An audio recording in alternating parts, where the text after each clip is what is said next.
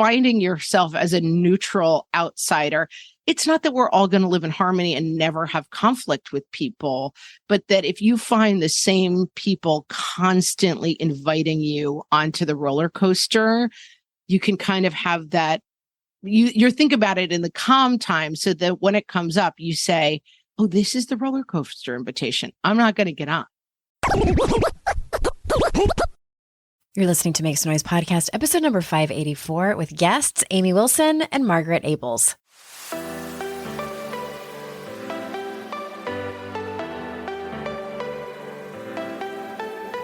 Welcome to Make Some Noise podcast, your guide for strategies, tools, and insight to empower yourself. I'm your host, Andrea Owen, global speaker, entrepreneur, life coach since 2007, and author of 3 books that have been translated into 18 languages and are available in 22 countries. Each week, I'll bring you a guest or a lesson that will help you maximize unshakable confidence, master resilience, and make some noise in your life. You ready? Let's go. Hello, gorgeous humans. Welcome to the show. I am so glad that you're here. Welcome to another episode of the podcast. I'm excited today because I have double trouble on. I have a duo. I have a comedic duo on the show today. But before I tell you about that, I have another thing I'm excited about, and that is that I am going to start doing weekly live streams. I know I haven't done this in probably 150 years, but more specifically, maybe, 5 to 7 years. I'm going to be live every Wednesday at noon Eastern time. So that's 9 Pacific. I don't know what time that is in other parts of the world, but I trust that you can figure that out.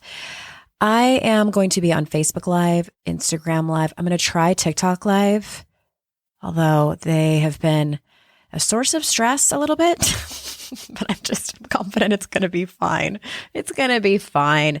But I'm sure many of you are on Facebook or Instagram, and that information will come out in emails. So if you're not already on my email list, I do not send spam. I do not send you 6 emails a day, but you also get a secret, private, amazing podcast episodes. I think there's 3 or 4 of them that you can't get anywhere else unless you go to andreaowen.com/free, which you can grab it there. And then also you'll start to get my emails and reminders about these weekly live streams. I'm going to be teaching a lot on these live streams. Some of it will be maybe stuff that you've heard on the podcast a long time ago, but I can go into more depth. And if you're there live, I can answer your specific questions, or you can just come and say hi or meet really cool people in the chat. Your choice. I am pumped about that. I'm kind of in 2024, I'm coming back to social media. I'm coming back to group programs. I'm really, really looking forward to this year and being able to connect with you more, my audience. The last couple of years, 2 or 3 years have been a bit of a challenge for your girl, Andrea, but I'm coming back. I'm coming in hot. All right. So let me tell you a little bit about today's guests. So fun. Today I'm talking to Amy Wilson and Margaret Ables. Together they host What Fresh Hell? Laughing in the Face of Motherhood, a Weeby-honored parenting podcast with over 9 million lifetime downloads. Amy and Margaret are also the founders of Catalyst Media, which I am a part of, an advertising network for shows with predominantly female audiences, like Make Some Noise. Before getting into podcasting in 2016, Amy worked as a Broadway and television actor and writer, and Margaret worked as a comedian and screenwriter. They each have 3 children, now 10 to 20 years old, and they're both married to guys named David. So without further ado, here are Amy and Margaret. Amy and Margaret, welcome to the show. Thank you. Thank you for having us. I'm so excited to have this conversation, and I love the topic that we are going to riff on today. I've never had anybody on to talk about this, and we're not here to throw anybody under the bus, although we could. I think everyone deals with what you two called crazy makers. So can we just start there? Can you both define for us like what you consider a crazy maker? Like, what does that look like? This actually came from Julia Cameron wrote a book called The Artist's Way. Yes. We all know her for Morning Pages. Morning Pages. Okay. Exactly. We've right. all done I our was Morning Pages. Back in the day, I did my Morning Pages. I still think it's an amazing book. And a crazy maker, and I was working for a crazy maker at the time. And, the scales fell from my eyes when I read this, that a crazy maker just thrives on chaos and wants to create chaos in other people's lives. So they're the one that will show up late for your kid's concert and you know what I mean? And then be like, I'm sorry, excuse me, I need to and then like make an entrance. They just make they literally make everything about themselves. And it's like, like you have a podcast episode, you're recording in 5 minutes. I actually need to get in that closet right now to reorganize something. That's what a crazy maker would do. And many of us are related to crazy makers or have partners who are related to crazy makers. And so it's an ongoing sort of dynamic in families that we see play out. Right. Or work with crazy makers. And is my work partner. So I don't have a crazy maker. I am her crazy maker. Fingers, let's be clear. But have people in our lives on the committee that we're on, or the volunteer job that we do, or the work thing that we do, who are just really enjoy creating chaos. And it's more than like, we were talking when we did our own episode on this, it's more than just like lovably disorganized and late, and sort of like, I never know where my purse is. That's not a crazy maker. A crazy maker is, it's interesting that you're going to get your picture taken and you're going to wear your hair like that, is a crazy maker. I bet Julia Cameron started out her morning pages journaling about these people in her life. And that's maybe where it came from. Probably. Hollywood is full of them. Oh, I'm sure. It tends to be the creatives, which is a lot of us. Well, and as you were both saying that, I was simultaneously thinking of people I know in my life who've been like that. And I have had moments like that. Yes. And I'm trying to think like, what was the reason that I was doing it? And for me, because I also think, as I work in personal development, I think for many of these people, it comes from the chaos that they're used to. They grew up in it. I didn't grow up in that. So I'm thinking back, and the only thing I can think of is moments where I have done that. I've been in places of where I just was desperate for attention. Like I was so sad or so whatever, not my best self, and just dying for someone to take care of me and put the attention on me because I was feeling so alone or whatever. What's your take on that? Well, we talked about this as well. And I think my mother was a family therapist, and she talked about this. And again, it was such a revelation moment that for some people, fighting is closeness. And that's the way they understand closeness, that to be at peace with someone takes a ton of, and I found this in a lot of relationships that I had, that I equated romance and passion with a lot of conflict. That like, if we were throwing pans at each other, that meant like we are really in love. And that understanding that there is available to us relationships that are peaceful and also close can be really challenging for people. And I think it's always useful. And I like that you start looking inward, because we often talk on the podcast of like, where are we doing this in our own lives? Because it's very easy to say like, these bad people are crazy makers and they're bad and I am innocent in this. And I do think that conflict and closeness is something that's really worth looking at. That how do we find closeness with people? And I'm currently raising tweens and teens. And even in that dynamic, I find that being together in peace sometimes doesn't feel as close as like, oh, we're really in it together, the two of us. And that for me has been a big distinction around this topic of crazy makers. Yeah, I agree with that. And for me also, now that you said that, Margaret, like I get addicted to the intensity. Like that's a lot of times what I'm drawn to. Again, I didn't grow up in it. I don't know if it's just, I'm an Aries, I'm an 8 on the Enneagram. I am drawn to it like a moth to fire. And it's not my favorite part of me by any means. I'm not like, it's one of my strengths to be, attracted to the intensity. But I like to try to have compassion for people as much as possible, because it's so easy to like point the finger and like, you're bad, you're safe, you're good, and it's not great. Boundaries though are huge, which I might be jumping ahead here, but I have a particular family member I'm thinking of, kind of not an immediate family member, but on Facebook, like she was DMing me about my immediate family's stuff going on and telling me what she thought I should do about it. And I'm like, excuse me, what? First of all, I haven't seen you in a decade since the last family reunion. And I nicknamed her the pot stirrer. Like, that's what I call it. Like, she just, and then I kind of heard through family gossip that she had a lot of stuff going on in her life. And I wrote about it in one of my books. And then I think some people do this because it feels like they're doing something, but they're ignoring all this shit in their own life.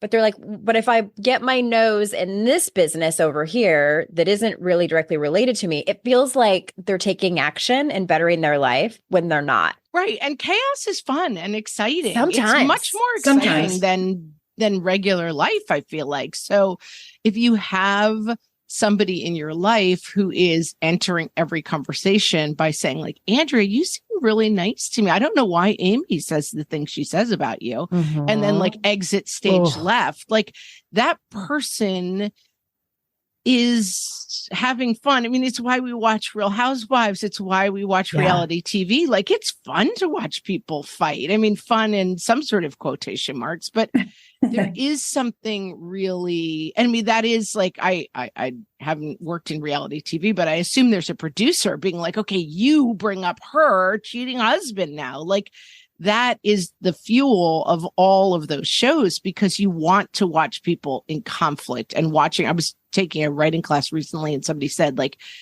all right, let's start with some like negative emotions and interactions, because a story of like Jane and Jack get along great. Right. The end, right? There's nothing to watch there. There's nothing to participate in. And so people feel that need for conflict because it's more interesting than peace. I'm going to come into this a different way than either of you, because I'm extremely conflict averse. I don't like conflict. I love watching Real Housewives, but while I watch it, I'm like, I would just suck on this show, because I would, if somebody was like, I can't believe you said that last week, I'd say, oh, I'm sorry. You know, like, I just would like, I would drop it. Like, right. Oh, okay. All right. I'll make sure not to do that again. Like, I'll do anything to get out of trouble. And so so crazy makers can be dangerous in my life because I'm not great at setting boundaries, and I just want people not to be mad at me. And so I, get into the fixing thing. Margaret likes to say, to steal her joke, she likes to run towards a fire with a can of gas, but I'm more like, oh no. I'm like Margaret. Yeah. So the crazy makers, I mean, it can be, so it's one kind of problem for somebody who kind of like is a little bit turned up for conflict and like, oh no, you are not going to say that to me right now. And then it's a whole other kind of thing for somebody like me, who's like, I just want everybody to get along. And so I'm going to take this blow or internalize it, or I am going to get up from the Thanksgiving dinner table to get a different kind of half and half for the crazy maker relative who's like, oh, do we not have half and half? Whatever. I'm going to do that to keep everything nice. Yeah. We're going to take a quick break. When we come back, I want to talk about my take on when people say that they're conflict avoidant. We'll be right back.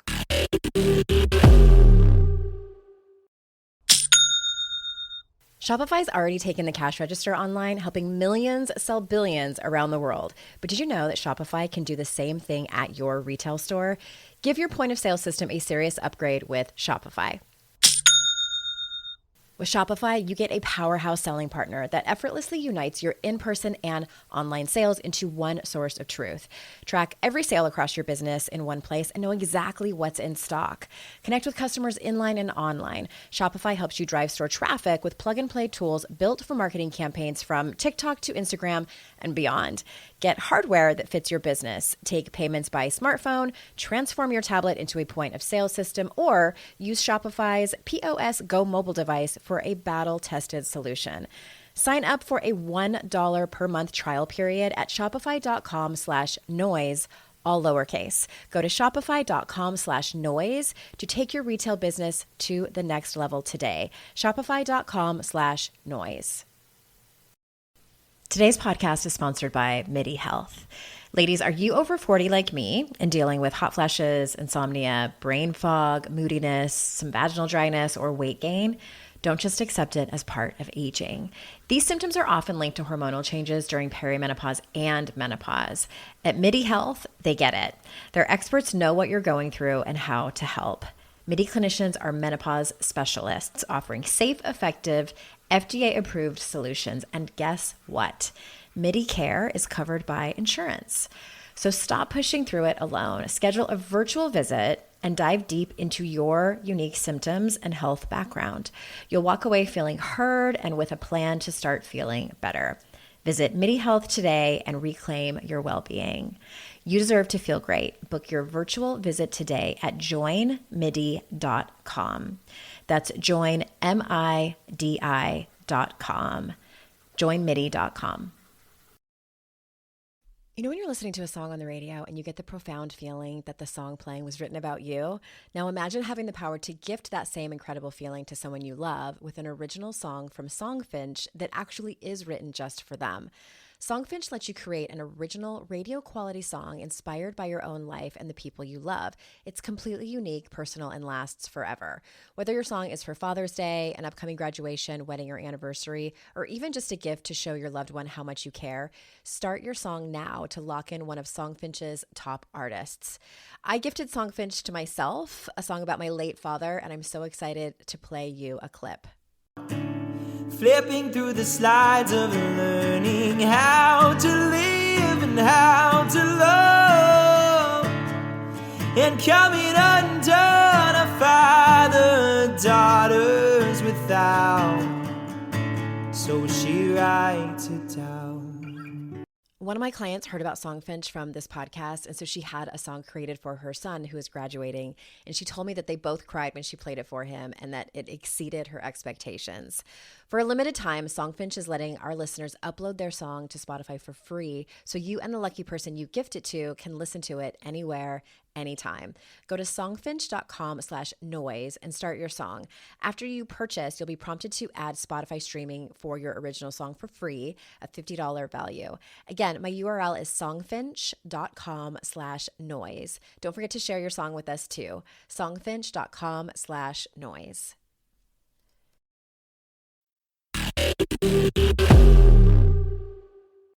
Okay, before the break, Amy, you were saying that you're averse to conflict. And what I say about that is like, I don't think anyone likes conflict. Like, I think everyone, unless you're an asshole and I think too, like legitimate sociopath, like, and that part, I don't mean to be funny. Like, I think if someone like thrives on it and like really goes after it, like there's some, like, you're not mentally well. And I think the vast majority of us are conflict avoidant. And it's like, what's underneath is what we really need to look at. And I love that you said, what did you say, Amy? Like, I'll do anything to get out of trouble. Mm-hmm. That's the part and that's the work that I do. You know, it's like, okay, well, what's the conversation that needs to happen? Is it a boundary that needs to be set? Is it a legitimate apology that needs to happen? Right. I just did a mini-sode podcast on, because I don't watch a whole lot of reality TV, partly because I know I'm going to get sucked in and then I won't get any work done. I haven't gotten into any of the Real Housewives since like the first 2 seasons of the OC, which was like in 2007, which my son is named after one of the children in the Housewives. Not like namesake, but that was the first time I heard the name Colton. I was like, I love that name. I'm going to name my child that. Anyway, sort of embarrassing. He hates that story, by the way. And sorry, honey, I got hooked on Selling Sunset and you're speaking to the OG fan. Podcast is derailed. That's all. Okay. I was watching it, and in both of those shows, which are very similar, they're spinoffs of each other, whatever. There's one character named Polly, who's this gorgeous British woman, and then on Selling Sunset, it turned out to be Nicole, and shit goes down, and rarely do they take responsibility for their shitty behavior. Yes. I'm like, it's literally on film. Like, you can't deny that you acted like a complete dick. And I would be too, also boring, Amy. I would be like, you know what? I said you were on drugs and that you rearranged your face. That was a terrible thing to say. I don't want to do it again. Nobody deserves that. And I'm really sorry. Yeah. Like, people watching would be like, boring. Like, not born for reality TV. Yeah. Well, and I think there's a point. I mean, Amy and I we're both raised Irish Catholic in a very specific tradition that I think often is like, we don't talk about our feelings, you know? And I think that there is sometimes it's a culture clash and a point of view clash of that there is an upside to airing what's wrong, right? Amy and I are coworkers and friends, and there are times where we say like, hey, can we just talk through this thing because I'm feeling this way about it and you're feeling that way about it. And we got to get this out of the way because I don't want to go for 5 years being like, I will not say anything about anything because I don't want conflict. But sometimes it's a question of legitimately talking about places where we've stepped on each other's toes, and that's family, and that's with your kids. And so there are like boundaries and lines around all this stuff where sometimes a person who's high conflict comes in and says, this is how we're going to do things. And this is I'm going to state my needs. And sometimes you're like, you're making me crazy with this stuff. Can't we just pretend? Can we just smile and pretend that everything's fine? I also love in reality TV where people are like, I'll say it to your face. That's a big reality TV line. And I'm like, please never say it to my face. Please just talk mean about me in the car on the way home. Behind my back. That's what I would much prefer. Because like, I don't necessarily want to process everything you don't like about me out loud. That's not my vibe. I saw the funniest Instagram reel that it was like people getting together. It's like the most important conversation is the immediate family conversation after the relatives leave on Thanksgiving night. And it was like everybody sitting down on the couch and like tenting their fingers and like sitting down for a very serious conversation about how annoying everybody who just left is. And it made me laugh because, of course, like you do that, but then it dawns on you eventually like, oh, and that's also being said about me, 100%, my kids or whatever, when we leave. It kind of works both ways. I heard a few years ago, in 2016, my dad died. And so if you've ever had a family member, an immediate family member pass away, I think and this was it was my first time. And I'm assuming this is fairly common in families when this happens, everybody gets together and emotions are through the roof and people tend to not act like their best selves. And I've heard from therapists that this is fairly common. Even if it's not for a funeral, even if it's for the holidays, people, when you get together with your siblings and your parents and your immediate family members, you tend to revert back to whatever role you had when you were a lot younger. I am the youngest of 5, and there's a pretty big age gap. I was a second. It was a yours, mine, and ours situation. I was the only child from my parents' marriage. And so I am the baby by a lot. And I believe, bless my brothers and sisters, that they still see me as a 6-year-old. So she can't take care of herself, all of those things. And so I overheard, I will not name who it was, but I overheard someone on the phone with someone else in our family talking about me. And let me tell you, you don't want to hear what people say about you behind your back. No, but it didn't surprise me what they said, because it kind of went in line with like how the vibe was. But what I realized in that moment was it really didn't have anything to do with me. Like it still hurt more than many things I've, experienced in my life. But I almost am glad that it happened, because I was like, oh, this is about you. Like, this is about like your projection, your reflection of yourself, you seeing this in me and you don't like it. Do you know what I mean? Like, I don't know if I'm explaining it very well, but it was absolutely. I would rather the whole experience not happen, to be honest with you. But there was a takeaway. I have a child who's extremely rigid about certain things and is also very into movies and likes to quiz people about what movies they like, and kind of gets very fiery around people who don't like the right kind of movies. And at a recent holiday, someone responded, oh, that's just not made for me. And it's something that he has really adopted. Like, well, maybe that's just not made for you. Like, it really helped him adjust his kind of rigid thoughts around what people should and shouldn't like. That the introduction of this idea that like, and it's like that opinion wasn't made for you in a way, I mean, that is an opinion that is coming from a very specific point of view and family roles, which we've talked a lot about on the podcast, that are very deep and hard to move the boundaries on. And that I think there's a lot of use in the feedback from the messaging Facebook distant relative, in the conflict between someone who insists that the holidays only work if the tree is placed here and this is on the table, that opinion was not made for you. I've adopted it as my mantra recently. It's working very well for me. I love that. I have a brother, by the way, Andrea, who's 19 years younger than I am. So you're the youngest of 5. I'm the oldest of 6. Okay. And absolutely. I mean, you're right. So he's a dad of a 3-year-old with another baby on the way. And he's a fantastic dad. But I am on the regular, like, stunned to my daily activities. Like, wait, how could he's having another, like, he's a father of 2. Like, it seems impossible to me because he's 6 years old. Child. Yeah. Yes. He's but a babe. And he's not. He's definitely old enough to have 2 kids, but not in my head. And I'm sure in his head, I'm like the bossy know-it-all, have to do everything I say, and, kind of annoying. Might as well just fall in line. I'm whether or not I'm like that on a given day, I'm sure that's how I'm perceived. Yeah. And then sometimes within these family structures, the way I don't remember, I think maybe it was you, Margaret, that was talking about, the drive-by of like, well, I can't believe she said that about you. I look at those as like someone throwing a grenade and just, like walking away to see what happens. I have someone in my life that tends to do that. And it took me a while to realize that that's what they were doing. And it actually kind of came to a head during that time that I just described when my father passed away, and, just emotions were hard. And I may have blurted out or something like that. Like, that's not nice, like that, or that was mean. I think I might have said, just out of like sheer hurt, that this person said that.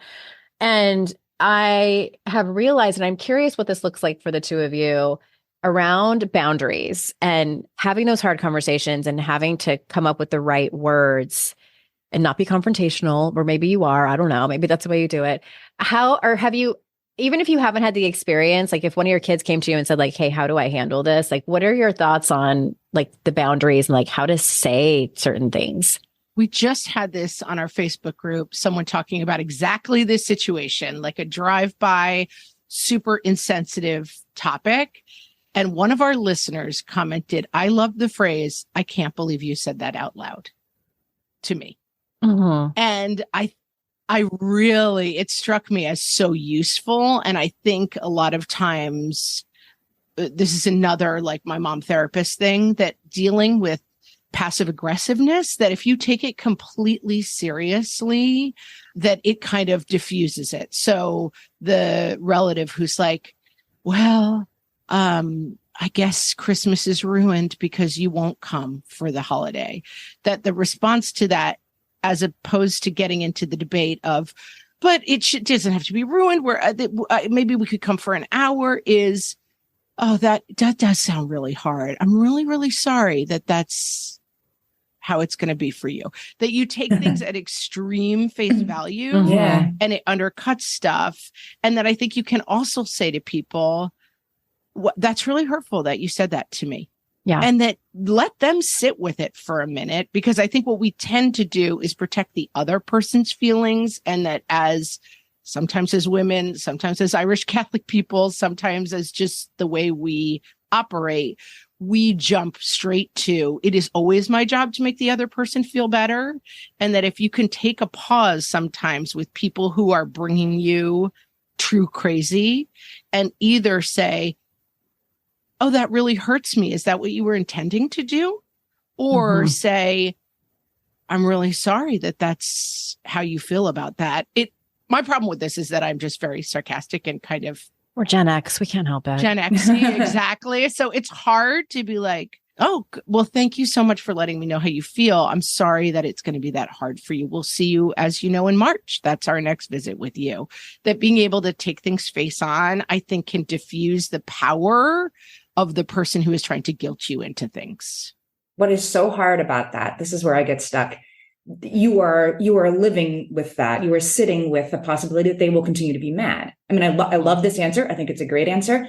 In situations like this, where somebody else in my family is upset with me, I think I tend to focus too much on making them realize they shouldn't be upset with me.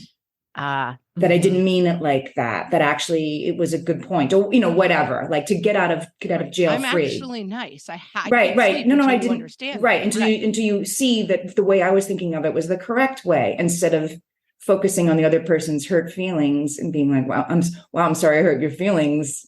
And sitting with that, right. Being very matter of fact about that part of it, is I'm realizing the part that I miss sometimes. That's a lot of unlearning. Like, I just want to like pause there for a moment, Amy. And I wrote a whole book about that. Like just the conditioning that we have received as women, the social conditioning to put everyone's feelings before our own, even to our own detriment, like huge detriment, is ingrained in us for decades. And I think, it's just now barely we're starting to move the needle with these younger generations, with, maybe more so with Gen Alpha. I don't know. But I just want, and for anyone who's listening, who really struggles with that, who really struggles with saying that, cleaning up whatever mess, or saying, or just acknowledging the other person's feelings without doing that hustle of trying to make them like you and all of that stuff.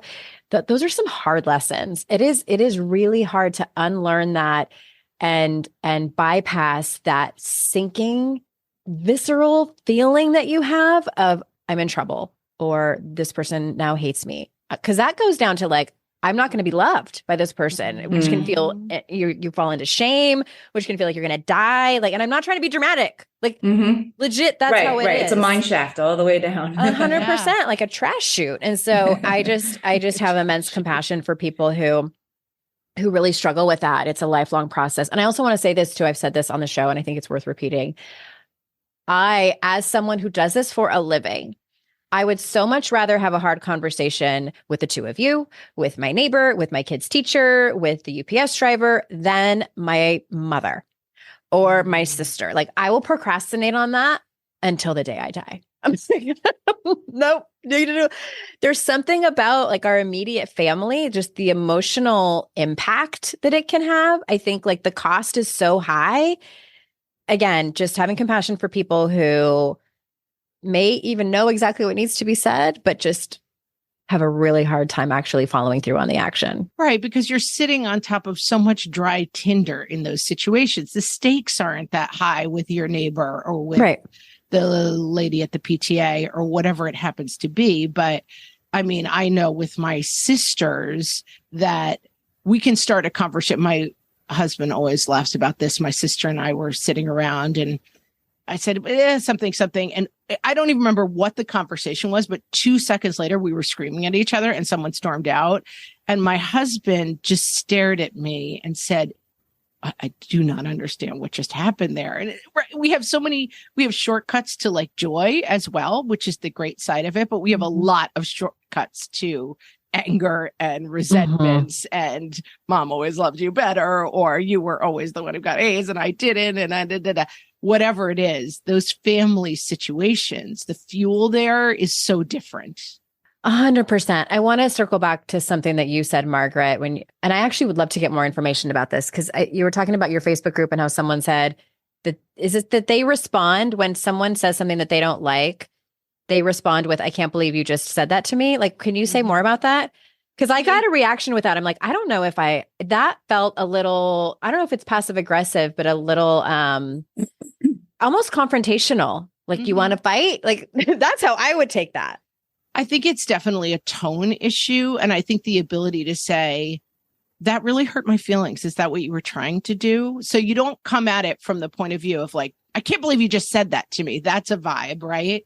Which is like, let's start a fight. Yeah. But if you can convey in the way of, because I think people are so used to the dynamic of like, I say something hurtful and you try to make it better, that you can disrupt that cycle a little bit by saying, you said something hurtful. Wow, that really hurt my feelings. Is that what you were trying to do? And sort of get to what's really going on and get off of the level where the passive aggressiveness is just ruling the day. And saying to people, if somebody says, in this example, it was something about like, I am voicing my opinions that your parenting has hurt your child, basically. the person may be kind of saying it as a throw off, but if you can reflect back to someone, are you blaming me for what happened to my kid? Like, that's what you're trying to say, but you're kind of coding it in this other way. And I do think it's very tricky to avoid the emotionality and the conflict of it. But if you can reflect back to people what they're actually saying to you, you can have a realer conversation about it. Are you really trying to say that what I have done was harmful to my child? Is that where you want to have this conversation from? Okay. Thank you for clarifying that. And I do like that a lot. So it sounds like that works really well when someone has a pattern, or maybe even not even a pattern, of being passive aggressive and or sarcastic. Yeah. And I think maybe taking it from the point of view, the example of, I can't believe you said that to me, maybe brings a hostility towards it. And maybe if you can, I do this with my kids sometimes when they are kind of flippant about like, oh, this dinner stunk or whatever they have to say.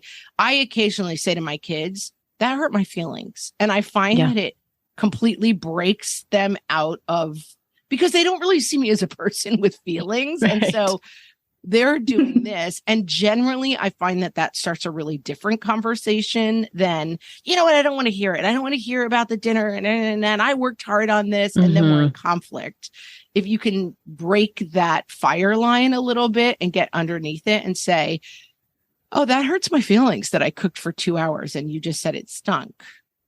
And then just leave it with them. Drop it. I think that's the trick. And I think Amy and I have talked about this a lot, that can you leave it there? But it's okay, because I know you didn't really mean it. Like, you have this tendency to want to finish the sentence and make it okay. And I think when you can live in the discomfort of, wow, that really hurt my feelings. Now it's back on the other person to either say, I don't care, it didn't hurt your feelings, I didn't mean to hurt your feelings. Okay, it did though. It really hurt my feelings. And draw the person into a conversation about what's really going on, because that fighting and that conflict, it kind of doesn't get you anywhere. In coaching, we call that letting it land, where you just throw something out. And it's in coaching, it's usually like a really powerful, hard question for the client to answer. And then you just shh, quiet. Don't fill the space, even if that person needs several seconds to think about it and absorb it and think about their answer.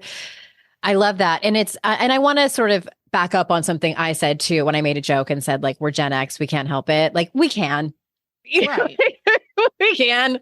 I think it's just like such a part of our childhood. Your starting place. I years ago was a comic and I got an agent, and then it was like, let's go to auditions. And I would go to auditions and be like, soft and dry can help you hide when you're nervous inside. And the client was always like, could you say it like you're not making fun of the product? And I thought, I don't know that I can. I don't think that's really my specialty.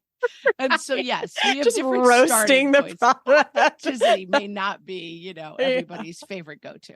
See, and I was very good at that. I did commercials, and I was like Kentucky Fried Chicken or whatever. I could make myself sound like I meant anything. Right. So there you go. That's my problem.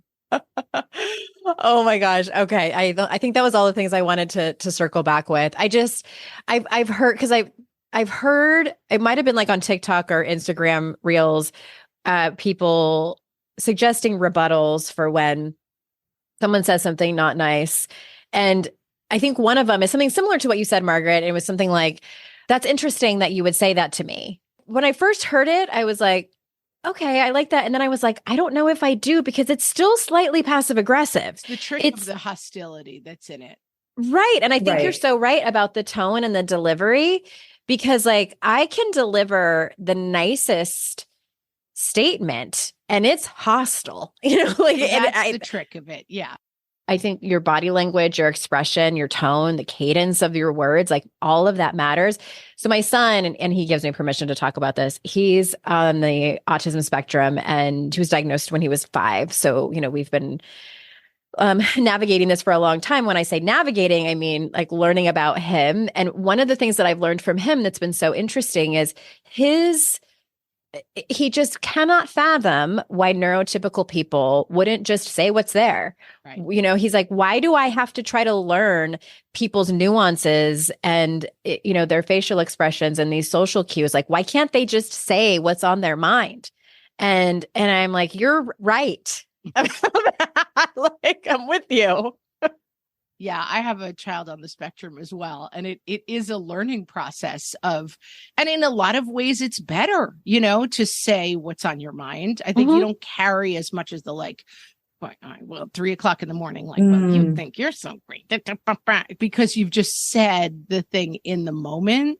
But I think that I have used the "you're hurting my feelings" example with that kid sometimes of, hey, you know what?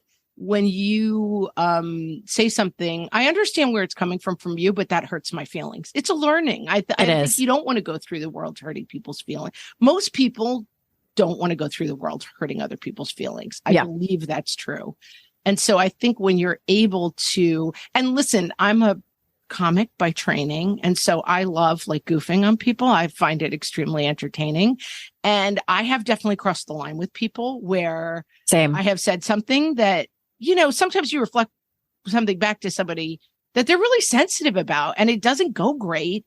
And I have had people say, that hurts my feelings. And it's a good learning for me.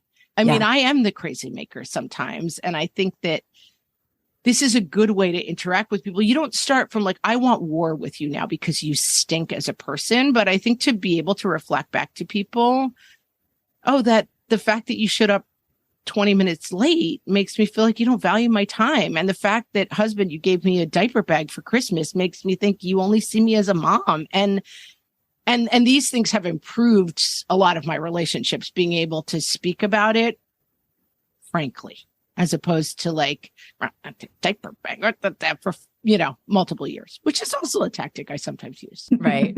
I'm with you on that. We need to take one more break. And when we get back, I want to ask you a big question about going no contact. Be right back. I'd like to introduce you to the Minimalist Moms podcast. It's hard enough being a mom, and the last thing you need is stress from too much stuff and an overcrowded schedule. For too long, I lived with the mindset that bigger was better, and the more I added to my life, instead of feeling better, I felt overwhelmed. It was time for a radical new mindset. Less is more. I'm not into extremes. I didn't throw everything away. My brand of minimalism is more about adding than subtracting. Get rid of the excess to make room for what you love. In other words, it's about living life with purpose. I hope you'll listen in, and my guest and myself can inspire you to think more and do with less. The Minimalist Moms podcast, available wherever you listen to podcasts. No one told us the truth about parenthood. Why? This is the podcast everyone needed before they had kids, because now that those little ones are here, there is a lot to unpack. I'm Rachel Shepardota, and I am your host for the podcast No One Told Us, where we tell the truth about parenting and let you in on all the stuff you really should have known about before having kids. I am the founder of Hey Sleepy Baby, but this podcast is so much more than sleep. We'll be diving into all the topics that you really care about and need to know while you do your best job raising those adorable, tiny humans. Our goal is to just make you feel less alone and less overwhelmed. There are so many things that no one tells us before becoming a parent, and I think that we should really pull back the curtain on becoming a first-time or second-time mom or dad to share the good, the bad, and the ugly. We'll have a little education, a little fun, and a whole lot of heart that goes into each and every episode. So join me and our amazing guests each week to hear us talk about what no one told us. Oh, hey, everybody. It's us, Blair and Molly, your old pals from Toddler Purgatory. Two moms who are also actors, who are also creative beings, who sometimes feel stuck. And this is our new podcast, Unsticking It with Blair and Molly. What happens when your creative spark just seems to disappear? Gone. Poof. Bye. See ya. What happens when life gets in the way of your creativity instead of nourishing it? That's what happened to Molly and me. We felt like the thing that drove us creatively stopped working, and impending doom had in fact impended. Totally. So we decided to do something about it. And that was steal ideas about getting unstuck from the most creative people we can find. We talk to guests about how to break through the mucky, gluey, sticky wall that can get between you and your creativity. We hear about their journeys, their successes, their challenges, and even their bougie coffee shop orders. And we're not just talking Bob Ross type paint on paper artists here, though we talk to them too. We're talking to actors, creative directors, dancers, and people who are working hard to be their best creative selves in a world that can sometimes feel real uncreative. We all have something to teach each other, so let's steal their ideas together.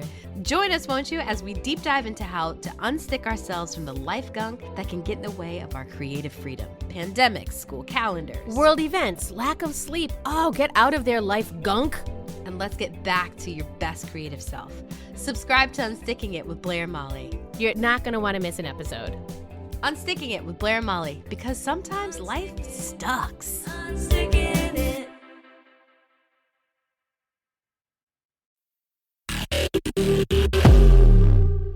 Okay. And I have no idea if you have experience with this. It might be like, nope, don't know it. But I get asked every once in a while, someone will slide into my DMs or ask, via email, I have this situation in my life and to hear, X, Y, and Z. And when is it time to go no contact, like with a crazy maker, with a bomb dropper? What are I would love to hear both of your thoughts on that. I have never made that decision in my own life.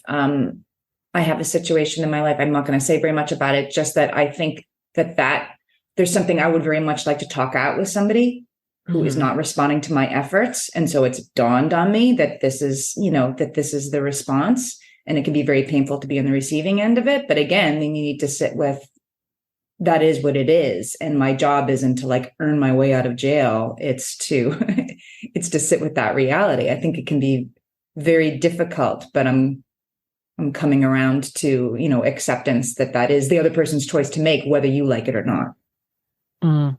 Yeah, I think, and Amy has taught me a lot about this. I feel like on the podcast is I tend to be the gas can holder, and the invitation to a fight, I will attend in full armor with full weaponry. And if it's your fight, I'm going to be there cheering you on. Oh, let's go, And I feel like I really have learned from Amy, and in situations where I have people who I have identified as this person is just sowing chaos. I haven't gotten no contact, but I like the concept of gray rocking, low contact, oh, we're not available for that, but thanks. Someone calls me, that person's really mad at you because you're not coming. That's too bad. We'll see them at this time. That's when we're going to see them. And I haven't gone no contact, but I think it's harder when it's a person in your very first circle. And luckily, I do not have that situation. If it's a parent, a sibling, that it can be much more difficult. But I have found that this is not my fight. This was not made for me is a great approach, and taking things kind of at face, not accepting the invitation. So then when the 30 party calls to say, well, this person said this about you. Oh, that's too bad they think that way. I'll see them at this thing and be friendly and polite, but I do not accept. I still will take a good invitation to a righteous battle, but I am not accepting invitations to Crazy Town. Third party invitations, right? Especially. Yeah. The invitation to Crazy Town, oh, let me tell you what Amy did. I cannot. Oh, Amy and I get along great. That's too bad you're having a conflict. You should call her. I have gotten so much better. And I will say, getting older doesn't have a ton of advantages, but I think this is one of them. Yeah. I am too tired to go to Crazy Town with you. And so I'm never going to explain to you that you live in Crazy Town and that I don't want to visit. And so I just let the train pass me by when you are conducting it. The doors open and I'm like, nope, no thanks. I'll be here. Yeah. I love all that. Thank you. And I agree. I think that I've never heard that term. What did you call it? Gray contact? Gray rocking. Gray rocking. Yeah. It's blank facing. It's blank facing. It's that you are an immovable object. And I do think that you are an immovable stone, so that you are not able to You're not reacting. Train to Crazy Town because you are the gray rock. You just kind of are. It's you're not accepting any invitations to the conflict. Mhm. And that's the passive aggressive call that you've let everyone down. That's the, I want to tell you about what your sister said about you. Yep. You're just not available for those conversations. And I think that even no contact can sometimes be a little bit more connected than true gray rocking. No contact is Amy's not speaking to me. No, she's not speaking to me. Amy's speaking to me. But when I try to bring crazy to Amy's doorstep, she does not open the door. That's a good point. I was and I was in a conversation with some people. There was two people talking, and then the one person was talking about, anyway, I'm not going to explain it well, but the response that this person made as they were trying to be brought into, crazy making, is they said, "That's interesting. And I don't want to triangulate in this situation. So I'd love it if we just moved on." And I was like, I love that. To see it. Yeah. And it was just so casual. And it also this person didn't bring any blame or judgment to the person who was trying to make the triangle. And it was there was like there was a hint of uncomfortableness, like when it was said, but the subject just got changed quickly. And I don't know if they in private ended up having a conversation about it. I wasn't privy to it, but I really liked that term of, I don't want to triangulate in this situation. So I would, like to just talk about something else. I like the stuffing that you brought for Thanksgiving. Yeah. And I do recipe. think that people get the memo after a while that this person isn't fun to play with. Just not going to engage. And so I think the conflict is a 2-person dance, as they say. And so you really can drop the rope on a lot of stuff that if you don't pull the other side of the rope, the person has nothing to do. Yeah. It's just not as fun. They can still drive you crazy, and you can, with your friends or your spouse, be like, "Oh, that person is making me crazy," but you still don't have to actually play the fight with the other person. Or like when your crazy maker in your life is 10 minutes late leaving for the airport and they can't find their phone, and you know what I mean? There's like frantic.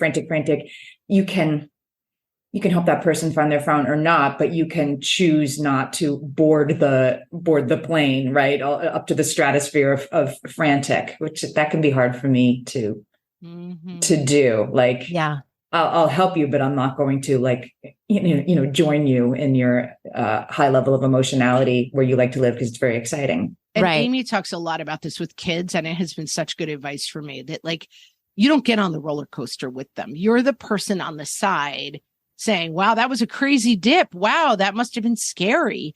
But if you jump on the roller coaster with them, you can't help them. And so finding yourself as a neutral outsider, it's not that we're all going to live in harmony and never have conflict with people, but that if you find the same people constantly inviting you onto the roller coaster, you can kind of have that, you think about it in the calm time, so that when it comes up, you say, "Oh, this is the roller coaster invitation. I'm not going to get on." I want to, before we close, and I want to say one more piece of advice based on what you just talked about, as I'm thinking about my own personality and my own history in this, is that if I see things that I don't like patterns in the family or friendship or whatever, and I don't say anything because I don't want to, I don't want people to be mad at me. I don't want the discomfort of the conversation. And then it slowly rises over time and I get more and more mad. The likelihood that I will explode and have the conversation is very high. So it'll happen again. And then I've had enough, and it's built up and built up and built up. And then I'm through the roof and my delivery is terrible. And then I have to end up circling back and apologizing.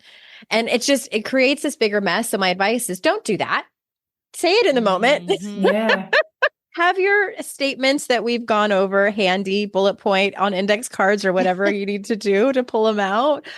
Oh, because that is not fun. Just the aftermath of exploding. And especially like we were saying, like when you are used to a certain family dynamic, or even just like a partnership dynamic or a friendship dynamic, if you're used to the same kind of drama or whatever, you're likely to do it again, no matter how evolved you are, no matter how many skills you have, no matter how many podcast episodes you've listened to and heard the right things to say, it's still likely you're going to fall back on old patterns if you don't address it soon. Yeah. And I think two other things we've talked about this on the podcast that have really helped me. Number one, don't have conversations unless you believe change is possible. So you are a selfish person is not a good conversation. That person is not going to change as a result of the conversation. And so those are crazy making conversations. And the second one is to address behavior as opposed to like root what's going on. So I had a friend, we were just laughing about it. We're still friends 30 years later, who in college would show up 20 minutes late for everything. And we were often meeting on we were in New York City, cold street corners. And the third time it happened, I just went home and left. And he was so shocked that I left. But I'm like, you're always 20 minutes late. I'm cold. I went home. And he's gotten used to the idea of, oh, I know I have to be on time for this person. And so I don't go into like, you're selfish, you're thoughtless, you don't care about me. If you're late, I won't be there is a much easier solution than here's why you're a terrible person. Yeah. You're like attacking someone's character. Yeah. And maybe you do think all sorts of things about a person's character, but when you talk about my kids, it hurts my feelings is a better conversation than you don't respect me as a parent, because the person can say, I do respect you as a parent. And then the conversation is over. But you can definitely address behavior like, I would like you to stop making comments about my kids. It hurts my feelings. That is, you're going to get so much better results than why don't you respect me? Yeah, I love all of that. Thank you for the takeaways. And before we close up, is there anything else that either of you want to say to make sure that you feel complete before we walk away from the conversation? I should credit my mom, who I stole all of this from. Your mom, the therapist? My mom, the therapist. Yeah, I appreciate this so much. And I think as people head into the new year, people tend to reevaluate their relationships. Yeah. And I know that my listeners are always hungry to walk away with things that will help them in their life and in their partnerships as a parent, as parents, et cetera, et cetera.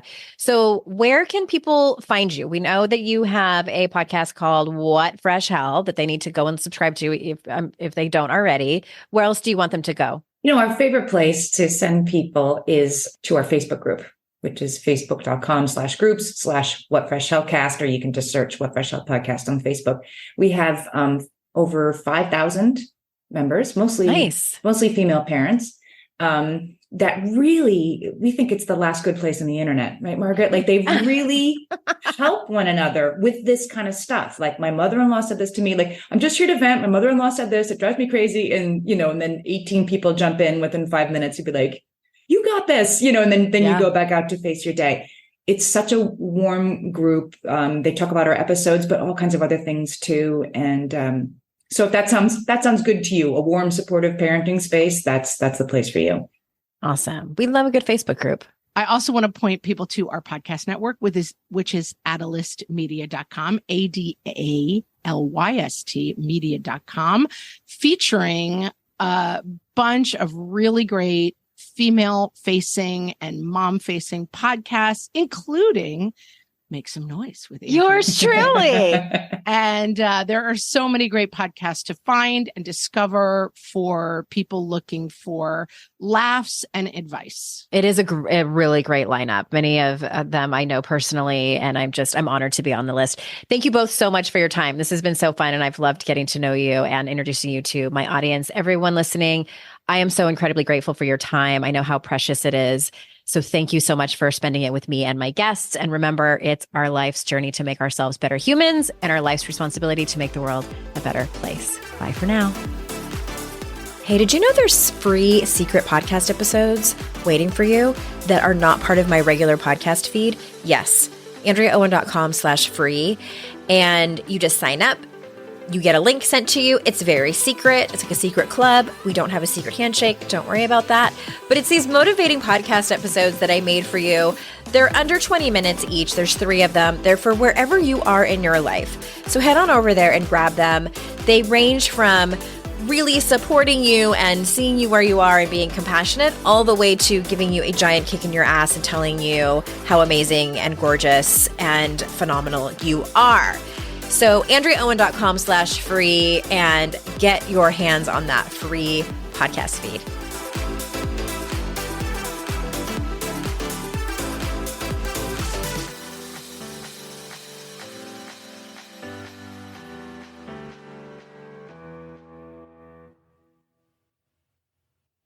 Hey there, I'm Debbie Reber, the founder of Tilt Parenting and the author of the book Differently Wired. The mission of Tilt is to change the way neurodivergence, whether that's having a learning disability, having ADHD, being gifted, autistic, or some combination of all of the above, is perceived and experienced so differently wired kids and the parents like us raising them can truly thrive. On the Tilt Parenting podcast, I get to talk with authors, therapists, educators, and parenting experts who are committed to this mission. I ask the questions my listeners are most curious about when it comes to supporting our kids. And in turn, my guests share strategies for challenges, out-of-the-box ideas for navigating school, best practices for therapies, tips for advocating, and so many thoughtful insights on what it really takes to help our kids grow up feeling seen and respected so they can create awesome lives for themselves. I know that raising a differently wired kid can feel overwhelming and isolating, but I promise you, you are not alone, and it can feel so much better. If you're on this parenting journey, come listen to Tilt Parenting. Together, we can shift this paradigm and show up for our exceptional kids with hope, possibility, and joy.